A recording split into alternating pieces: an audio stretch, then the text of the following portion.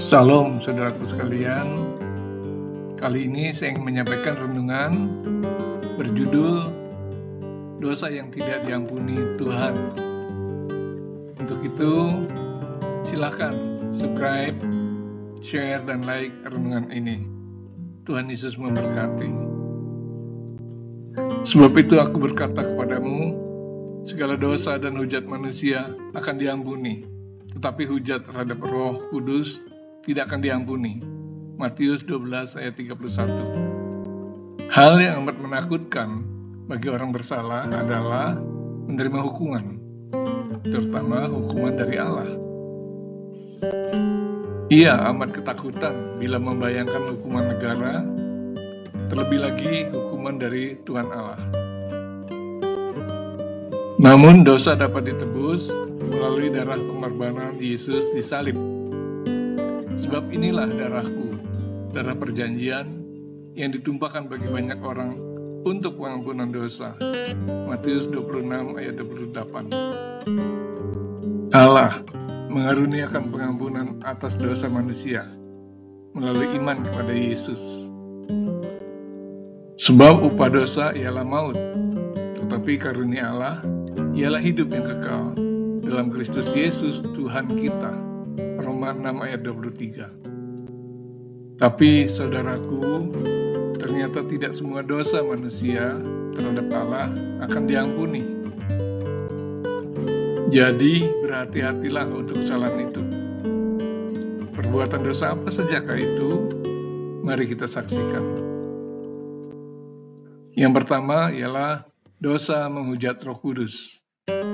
Tetapi apabila seorang menghujat Roh Kudus, ia tidak mendapat ampun selama-lamanya, melainkan bersalah karena berbuat dosa kekal. Markus 3 ayat 29. Nah, Yesus mengucapkan kalimat di atas ketika ahli-ahli Taurat yang datang dari Yerusalem berkata, ia kerasukan Beelzebul, dan dengan penghulu setan ia mengusir setan. Markus 3 ayat 22. Mereka menuduh kuasa Yesus bukan berasal dari Allah, melainkan dari setan. Jadi, orang yang tidak mengakui kuasa Yesus berasal dari Allah, atau tidak percaya pada Yesus, dikatakan menghujat Roh Kudus. Dosa mereka tidak akan diampuni, walaupun minta ampun, sebab keselamatan hanya melalui Yesus, bukan melalui orang lain. Nah, yang kedua, tidak mengampuni kesalahan orang lain. Tetapi jikalau kamu tidak mengampuni orang, Bapamu juga tidak akan mengampuni kesalahanmu. Matius 6 ayat 15. Allah itu konsisten. Jika kita menuntut hukum keadilan bagi orang lain, hukum itu juga dikenakan pada kita, dan kita pun akan diadili. Sebaliknya, jika kita melakukan hukum kasih pengampunan, kita pun diampuni.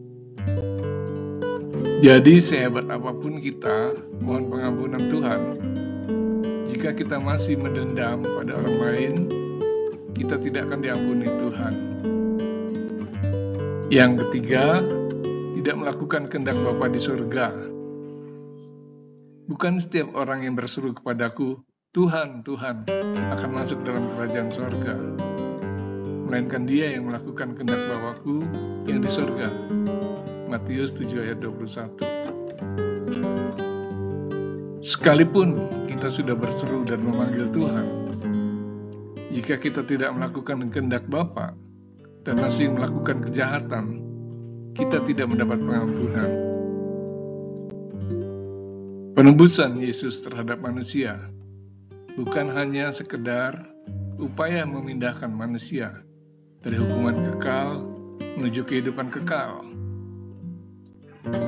tapi agar orang yang ditebus harus mau menjalani proses kehidupan menuju kesempurnaan seperti Yesus, yaitu mengenal Allah dan firman-Nya, memiliki kasih, memiliki iman teguh, berperilaku benar, meninggalkan kejahatan, dan terlibat dalam pemberitaan Injil keselamatan. Kita harus secara bertahap mau diproses Tuhan, bukan hanya mau bersenang-senang saja tanpa menghasilkan buah. Dan setiap pohon yang tidak menghasilkan buah yang baik pasti ditebang dan dibuang ke dalam api. Matius 7 ayat 19. Yang keempat adalah minta ampun tetapi tidak bertobat. Maukah engkau menganggap sepi kekayaan, kemurahannya, kesabarannya, dan kelapangan hatinya? Tidakkah engkau tahu bahwa maksud kemurahan Allah ialah menuntun engkau kepada pertobatan? Roma 2 ayat 4. Tetapi oleh kekerasan hatimu yang tidak mau bertobat, engkau menimbun murka atas dirimu sendiri pada hari waktu mana murka dan hukuman Allah yang adil akan dinyatakan. Roma 2 ayat 5.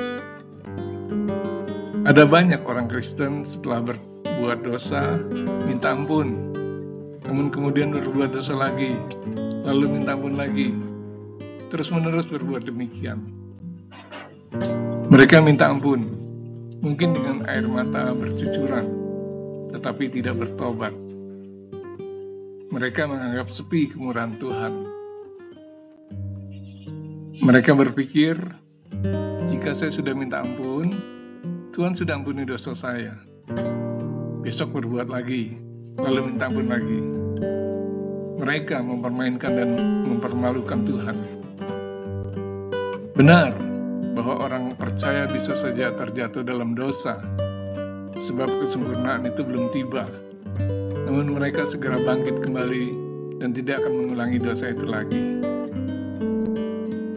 Namun orang yang hidup dalam dosa, segala pikiran dan perbuatannya selalu terikat dengan dosa, sehingga mereka terus-menerus ingin berbuat dosa.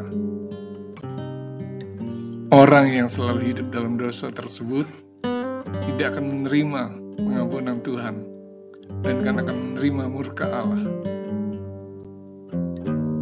Tapi Allah itu Maha Kasih dan Pengampun.